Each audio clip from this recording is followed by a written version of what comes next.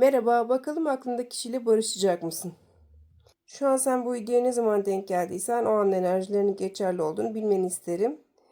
Eğer bana sormak istediğin herhangi başka bir şey varsa takipçi sorusu formatında açmamı istediğin onu da aşağıdaki yorumlardan yazarak bana ulaşabilirsin. Ama eğer ki profesyonel bir sormak istiyorum, danışmak istiyorum diyorsan da o zaman bana mail atabilirsin. Aşağıdaki yorumlarda zaten ya da metinde e-mail adresimi ayrıca yazacağım. Evet, şimdi hazırsan hadi başlayalım. Her zaman olduğu gibi öncelikle bu insan şu an ne durumda, gündeminde ne var onu bir soralım, öyle başlayalım. Ondan sonra asıl konumuza geleceğiz. Bakayım kart görünüyor mu?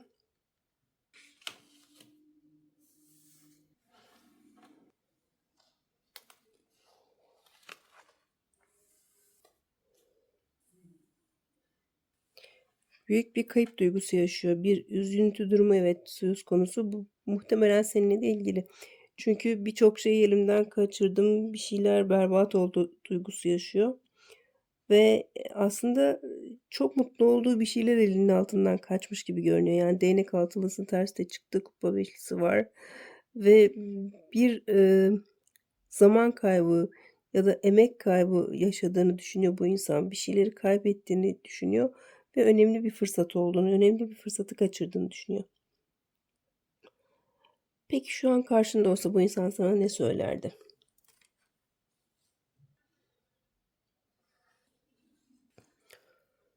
Diyor ki evet biraz zamana ihtiyaç var. Belki biraz yavaş ilerleyecek bu durum ama zamana bıraksak sanki bazı konular çözülebilecek. Tekrar kavuşacağız veya barışacağız gibi bir his var içimde diyor. Onu bekliyorum diyor.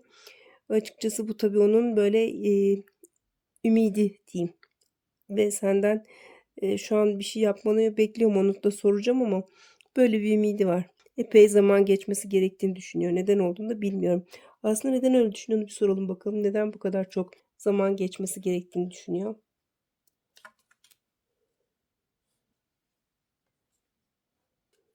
Diyor ki evet aramızda hala o bağlantı kalacak, onu biliyorum yani tamamen kopmuyoruz ama yeni bir başlangıç yapmak için biraz özgürlüğe ihtiyacımız var ve bunu nedense bir şeylere bağlı olmanız ya da bir elinizin kolunuzun bağlı olması, aşamadığınız bir eşik var burada. Kapıda diyor ki kapı kartında bu karmaşıklığın üstesinden gelmek için sıkıca tutunduğunuz o kapıyı açmalı ve uyum sağlayabilmelisiniz. Yeni bakış açıları kazanın. Yani bir yere sabitlenmiş kalmışsınız sanki. Bir şeylere çok fazla bağlı kalmışsınız. Onlardan kurtulmak için biraz zamana ihtiyaç var diyor bu insan bana sorarsan. Bu sıkıca tutunduğunuz ve aşamadığınız şey neymiş onu bir soralım bakalım. Zannedersem biraz etrafınızdaki insanların fazlaca etkisinde kalan biri var bu ilişkide.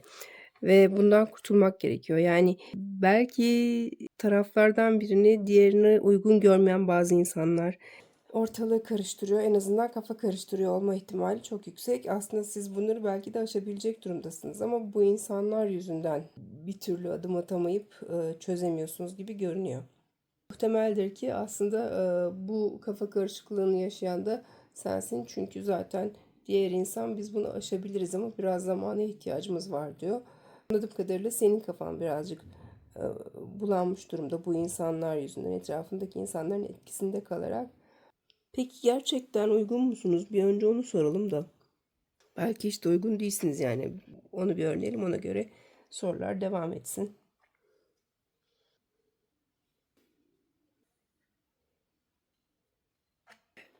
Şöyle bir durum var. Evet, sen kendine bir takım sınırlar çizmişsin. Kendini belki bir şeylerden koruma altına almaya çalışıyorsun. Çünkü bir takım korkuların var. Kafan oldukça karışık. Burada yine aynı şey çıkıyor. Ama iç sesini birazcık dinlemen gerekiyor. Rüyalara dikkat et diyor. Rüyalar kartı da çıktı. Bence sezgilerine birazcık güven ve en son olarak da zaten evet de kartı çıktı. Yani bir değişiklik yapın ve evet deyin. Bu teklifi kaçırma evet de, romantizme evet de diyor. Bu da hazırsın diyor. Yani açıkçası seni birazcık yüreklendiren tabii ki bir dörtlü oldu bu. Kafan eğer ki karışıksa burada aslında biraz daha net olabileceğim, biraz daha rahat olabileceğini söylüyor kartlar. Bu kadar sıkı sıkıya düşünmen ya da korkman gereken bir durum yok diyor. Çekinmen gereken bir durum yok diyor. Eğer o konu her neyse artık onu sen biliyorsun. Biraz daha rahat olabilirsin. Peki, bu ilişki ne olursa düzelir, bir onu soralım bakalım. Evet, biraz cesarete ihtiyaç var. Yeni bir adım atmaya cesaret etmek gerekiyor. Belki de çok fazla bilinmez bir şeye adım atıyorsunuz. Çok aşina olmadığınız bir şeye adım atılacak bu ilişkiyle ama bir kere zaten mücadele etmeniz gereken bir takım konular var. Kılıç kahyasıyla bu çok sizin aşina olduğunuz bir şey değil, dediğim gibi, yani çok bildiğim bir alanda değil. Ama neden öyle, onu tabii ki sen kendi hayatında daha iyi bilirsin. Biraz daha bilmediğin sularda yüzüyor olabilirsin bu ilişkiyle beraber, eğer bu ilişki tekrar toparlanır, bir araya gelirse ve bazı inatlardan vazgeçmek gerekiyor. Yani üstünlük kurma inadı belki olabilir burada, anladığım kadarıyla. Bundan biraz vazgeçmeniz gerekiyor olabilir. İki tarafın da törpülenmesi gereken bazı yönleri olduğunu düşünüyorum. Peki, burada senin yapabileceğin neler var?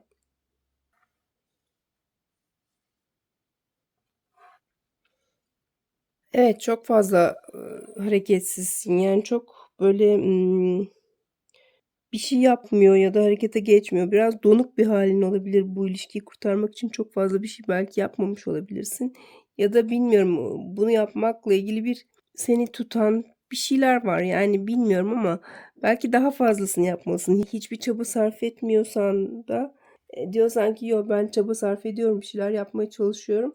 Belki yeterli değil. Belki bir şeyler daha yapman gerekiyor. Bir de burada tabii tarz önemli. Yani hani Kılıç Şövalyesi sonuçta biraz böyle gördüğün gibi girişken, bir şeyler üzerine koşan ve onu çözmeye çalışan, adeta savaşan bir kart ama biraz belki dozunu kaçırıyor olabilir misin bazı yerlerde?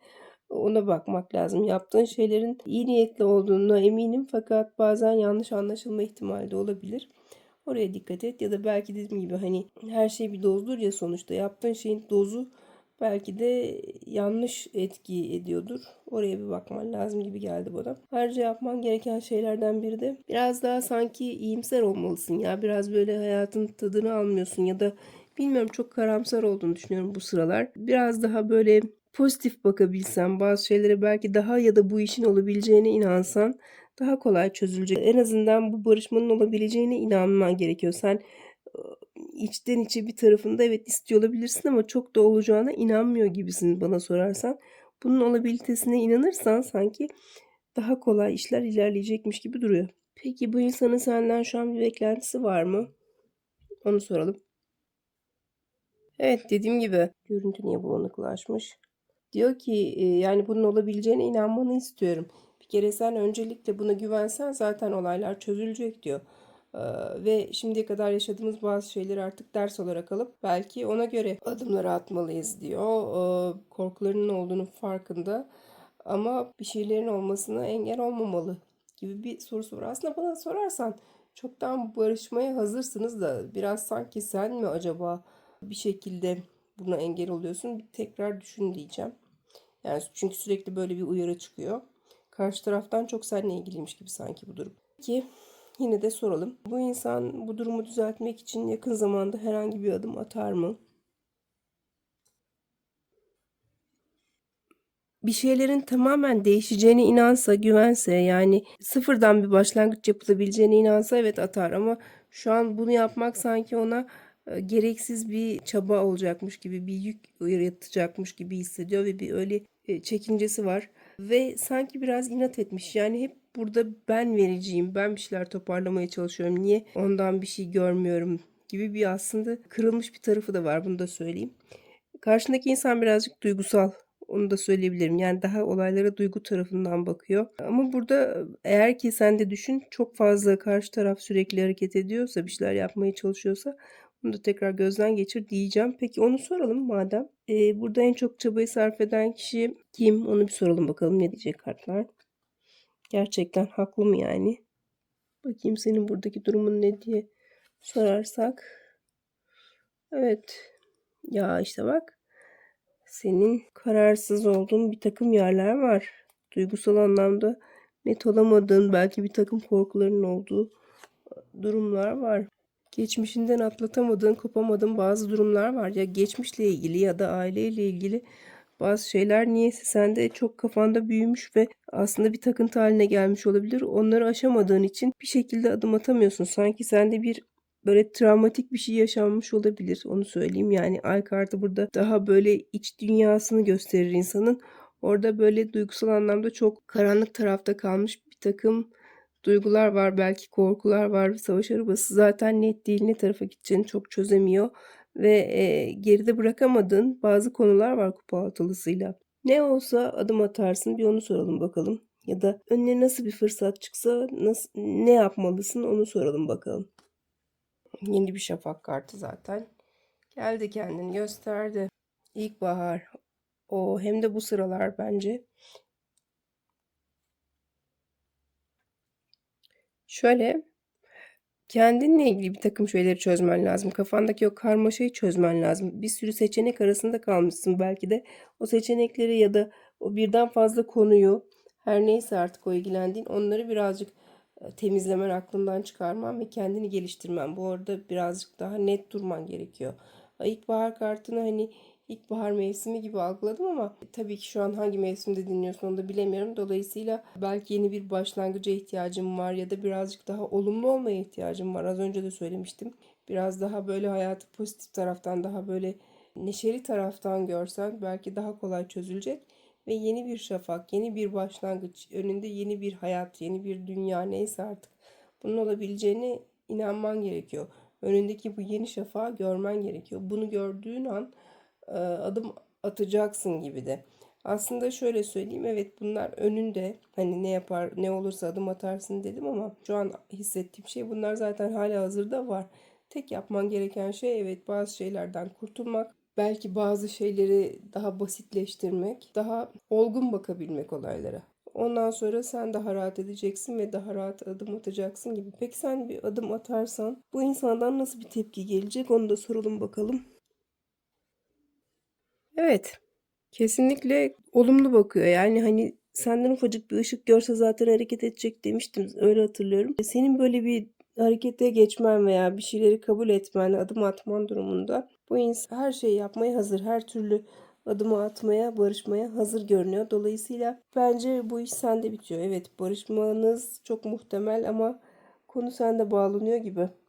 Yani özetleyecek olursak, evet, barışacaksınız fakat senin bir şeyler yapman gerekiyor. Öyle bir tamamlayayım yani durumu. Evet, son olarak peki bununla ilgili bilmen, duyman gereken başka ne var onu da soralım ve bence artık bu açılımı da tamamlayalım.